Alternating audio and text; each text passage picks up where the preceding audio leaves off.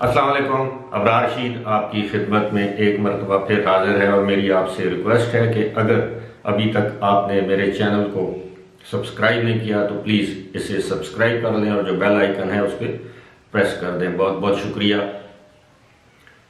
कोयटा में पीडीएम का जलसा हो गया। अल्लाह का शुक्र है बखैर व खूबी ये जलसा इख्तिताम पजीर हो गया, क्योंकि बताया ये गया था कि इस जलसे में कोई तखरीबी कार्रवाई हो सकती है, कोई दहशतगर्दी की कार्रवाई हो सकती है और जलसे के शुरका या जलसे से खिताब करने वाले पीडीएम के रहनुमाओं को निशाना बनाया जा सकता है। अलबत्ता गुज़श्ता रोज़ ही कोयटा के एक इलाके हजार गंजी में एक बम धमाका हुआ जिसमें 3 अफराद जाँ भाग हुए और कुछ अफराद ज़ख्मी भी हुए। खैर, हमारा मौजू ये नहीं है। मौजू ये है कि जलसा अभी हो रहा था कि इसी दौरान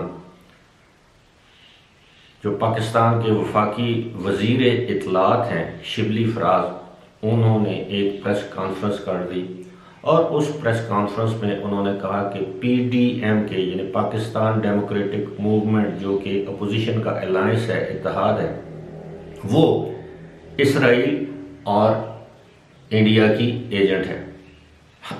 ये वफाकी वजीर शिबली फराज जो शायर अहमद फराज के बेटे हैं, साहबजादे हैं, उन्होंने ये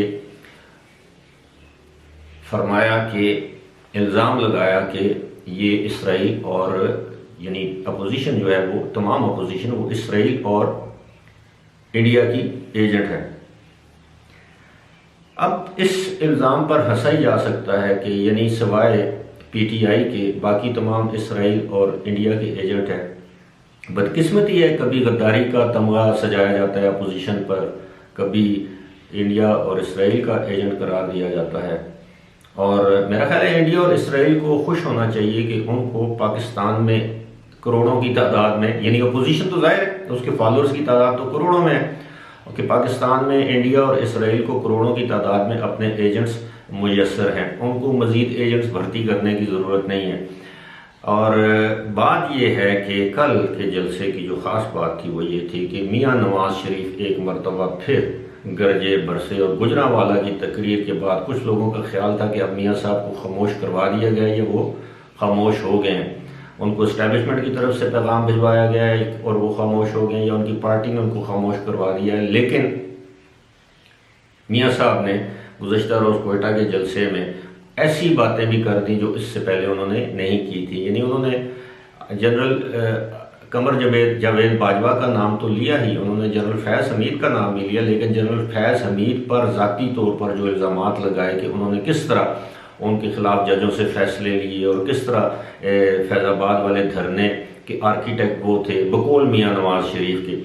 और इसी तरह कारगिल के जो वाक़या था, जो कारगिल की जो जंग थी, उसके हवाले से नवाज शरीफ ने रोशनी डाली, जिसके बाद जाहिर है कि हुकूमत में गम गुस्से की लहर दौड़ गई और तमाम हुकूमत के जो जितने भी भोंपू हैं शिबली फराज समेत, उन्होंने मियाँ नवाज शरीफ और अपोजिशन के खिलाफ जहर उगलना शुरू कर दिया। दूसरी जानब मौलाना फजल रहमान ने एक मरतबा फिर बड़े ही मुदब्बराना अंदाज में उन्होंने अपने मौक़िफ़ को दोहराया कि जनाब जो हमारा डोमेन है, जो सियासतदानों का डोमेन है, उसमें फ़ौज का कोई काम नहीं, और फ़ौज अगर सियासत में मुलव्वस होगी, हिस्सा लेगी, तो हम जो है इसको बर्दाश्त नहीं कर सकेंगे। हम पाकिस्तान में आइन और कानून की हुक्मरानी चाहते हैं। दूसरी जानब कल पहली मरतबा नहीं दूसरी मरतबा मियाँ नवाज शरीफ साहब ने एक मरतबा फिर पाक फ़ौज के नौजवानों और अफसरान से मुखातिब होते हुए कहा कि वो उनकी इज़्ज़त करते हैं, कदर करते हैं, उनको सलूट करते हैं, उनकी कुर्बानियों, उनकी सारी जो भी उनकी खिदमात हैं वो उनको सराहते हैं, खराज तहसीन पेश करते हैं। लेकिन ये है कि कुछ इदारों को किरदारों से अलग करें, कुछ किरदार ऐसे हैं जो कि तमाम इदारे की बदनामी का बायस बनते हैं, ये मियाँ साहब ने कहा। अब सूरत हाल ये है कि अगर मैं जिक्र करूँ बिलावल भुट्टो ज़रदारी की तकरीर सबसे जो मैं समझता हूँ बैलेंस तकरीर थी।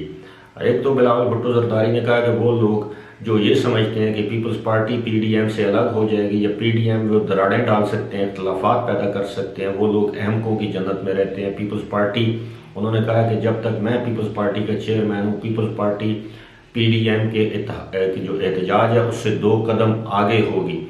उन्होंने वही अपने मौक़िफ़ को दोहराया कि जो इमरान खान और उसके सहूलतकार हैं। मुल्क में जितनी भी मईशत की तबाही हुई है, मुआशी तबाही हुई है, बेरोज़गारी है, महंगाई है, इस सब के ज़िम्मेदार इमरान खान और उसके सहूलतकार हैं। अब देखना ये है कि मियां नवाज शरीफ की इस तकरीर के बाद हुकूमती सफ़ों में जो भौचाल आया हुआ है, जो हलचल है, वो अब क्या होगा।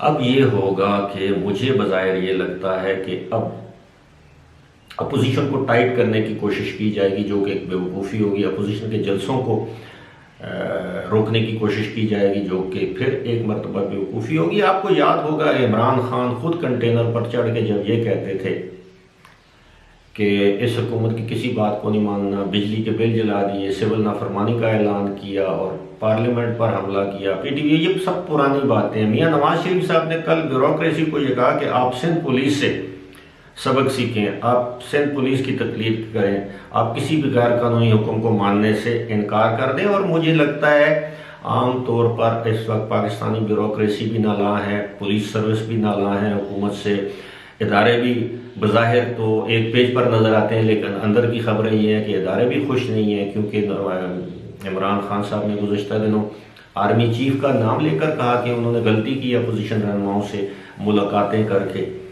अब ये सारी सूरत हाल के बाद कुछ लोगों का ये कहना है कि ये जितनी भी बातें मियां नवाज शरीफ कर रहे हैं, ये जज्बात में नहीं कर रहे, ये बड़ी सोची समझी एक सोचे समझे मंसूबे के तहत, एक प्लान के तहत, एक स्ट्रेटजी के तहत उनके जो स्पीच राइटर्स हैं वो एक्सटेम्पोर बात नहीं करते, वो स्पीच पहले लिखवाते हैं, फिर उसके बाद उसको पढ़ते हैं या याद करते हैं। तो ये इस तरह नहीं है कि जैसे मैं बोल रहा हूँ इसी तरह वो आगे स्टेज पर बोल देते हैं। इस पर एक तकरीर के पीछे शायद हफ्तों की तैयारी होती है। तो जो बिल्कुल उन्हें पता होता है नवाज शरीफ को कि आज मैंने कौन सी बात करनी है और किस इदारे के किस सरबराह या एहलकार के बारे में बात करनी है। मिसाल के तौर पर गुज़श्ता रोज़ जब उन्होंने जनरल फैज़ हमीद के ऊपर फोकस रखा, तो जनरल फैज़ हमीद के बारे में आम तौर पर यह कहा जाता है कि he could be the next army chief, यानी वो आर्मी में ऐसे मुकाम पर हैं कि वो जनरल बाजवा के बाद आर्मी चीफ भी बन सकते हैं। लेकिन अब देखें जो सूरत हाल वो ये है कि नवाज शरीफ की तकरीर के बाद उन्होंने जनरल बाजवा को भी मुतनाज़ा बना दिया पाकिस्तान आर्मी में, और उन्होंने जनरल फैज़ हमीद को भी पाकिस्तान आर्मी में मुतनाज़ा बना। आर्मी में अगर मुतनाज़ा नहीं बनाया तो कौम के सामने मुतनाज़ा बना दिया। वो इस तरह कि अब उनको आर्मी चीफ बनाने से पहले 10 मरतबा सोचा जाएगा कि इनके ऊपर तो पहले ही अपोजिशन इस तरह के इल्ज़ामात लगा रही है, बायस होने के, एकतरफा होने के, इमरान खान के इलेक्शन में रिगिंग करवाने के, इमरान खान को हुकूमत में लाने के, नवाज शरीफ की हुकूमत गिराने में, नवाज शरीफ को सज़ा दिलवाने में, पनामा केस खुलवाने में, जजों के ऊपर असरअंदाज होने में, फैज़ाबाद का धरना दिलवाने में, फैज़ाबाद का धरना उठवाने में जनरल फैज़ हमीद का नाम आता है, या कम से कम उन पर इल्ज़ाम दिया जाता है। और नवाज शरीफ ने खुलकर कहा कि इसीलिए फैज़ाबाद के धरने के बाद आपको तरक्की देकर लेफ्टिनेंट जनरल बनाया गया, फिर आपको ISI का चीफ बनाया गया बतौर इनाम मेरी हुकूमत ख़त्म करने पर। और फिर ये भी बताया गया कि जब फैज़ाबाद धरने के ख़िलाफ़ आपके ख़िलाफ़ जब जस्टिस सुप्रीम कोर्ट के जज जस्टिस काजी फ़ाइज़ ईसा ने फ़ैसला दिया तो आपने रिव्यू पिटीशन फाइल की, और उस रिव्यू पिटीशन फाइल करने के बाद आपने काजी फ़ाइज़ ईसा के ख़िलाफ़ सदारती रेफरेंस दायर करवा दिया ताकि वो केस ना सुन, आपकी रिव्यू पिटीशन ना सुन सके। तो ये सारे बड़े संगीन किस्म के इल्ज़ामात हैं जिनसे आप चश्म पोशी नहीं कर सकते। ये इसी तरह के इल्ज़ामात हैं। गुज़श्ता दिनों अगर आपको याद हो जनरल आसिम सलीम बाजवा के ऊपर भी इल्ज़ामात लगे थे। पहले उन्होंने चश्म पोशी की, बिलाकर उनको एक ओहदे से इस्तीफ़ा देना पड़ा, लेकिन उनको रसीदें अब भी दिखाना पड़ेंगी, कोई ना कोई दिन आएगा। और एक और चीज़ जो नवाज शरीफ ने कही है वो बड़ी मानी खेज भी है और बड़ी मैं तो पहली मरतबा मैंने नवाज शरीफ को इतने ज़्यादा जाराना मूड में देखा। उन्होंने कहा कि नहीं, आप जब जाएंगे आपको, यानी इन दोनों जर्नैल हजरात को मुखातिब करते हुए, आपको अपने किए का हिसाब भी देना पड़ेगा। ऐसा नहीं है कि आपको सेफ एग्जिट मिल जाएगी, आप चले जाएं, इस्तीफ़ा दे दें, या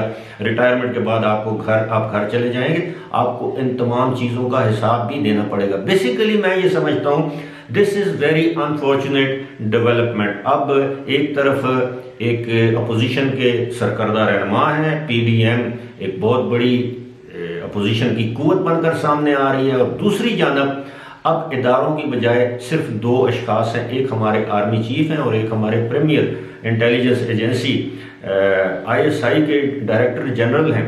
आप यकीन करें कि आजकल वो जो एक भारतीय मेजर है गौरव आर्या, वो तो आजकल खुशी से झूमर डालता होगा, भंगड़े डालता होगा कि क्या बात है कि आज पाकिस्तान की अपोजिशन की जद पर पाकिस्तान का आर्मी चीफ और पाकिस्तान का DG ISI है। यही तो भारत की ख्वाहिश है। अगरचे मैं कतई ये नहीं कहना चाह रहा कि अपोजिशन जो है वो भारत की जो ट्यून पे है वो डांस कर रही है, भारत के साथ मिली भगत है, ये भारत का जो वो नैरेटिव है उसको फॉरवर्ड कर रही है, टो कर रही है, ऐसी बात हरगिज़ नहीं है। मैं इस बात पे यकीन ही नहीं रखता कि पाकिस्तान का कोई भी जी शऊर सियासतदान, खास तौर पर मेन स्ट्रीम पॉलिटिकल पार्टीज का कोई भी लीडर, मैं नहीं समझता कि वो पाकिस्तान का वफादार नहीं है।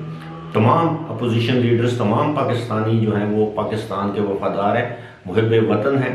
उतने ही जितनी फ़ौज है, उतने ही जितने जज हैं, उतने ही जितने जर्नलिस्ट हैं, उतने ही जितने जर्नैल हैं, उतने ही जितने कोई और सियासतदान। लेकिन बात यह है कि इदारों को मुतनाज़ा बनाने वाले जो किरदार हैं वो कौन होते हैं। बिलाखिर एक दिन तारीख जो है वो इस सारी चीज़ों को हमारे सामने ले आएगी और हमें पता होगा कि किस शख्स ने किस वक्त क्या किरदार अदा किया और कौन सा किरदार मुल्क के मफाद में था, कौन सा किरदार मुल्क के मफाद के खिलाफ था। आप जनरल ज़िया से, जनरल अयूब से लेकर जनरल मुशर्रफ तक आप देख लें, कितने कितने फैसले किए गए जिनको वक्त के मुअर्रख ने साबित किया कि वो फैसले गलत थे और मुल्की मफादात के खिलाफ थे। फिलहाल इसी के साथ मुझे दीजिए इजाज़त। खुदा हाफिज़।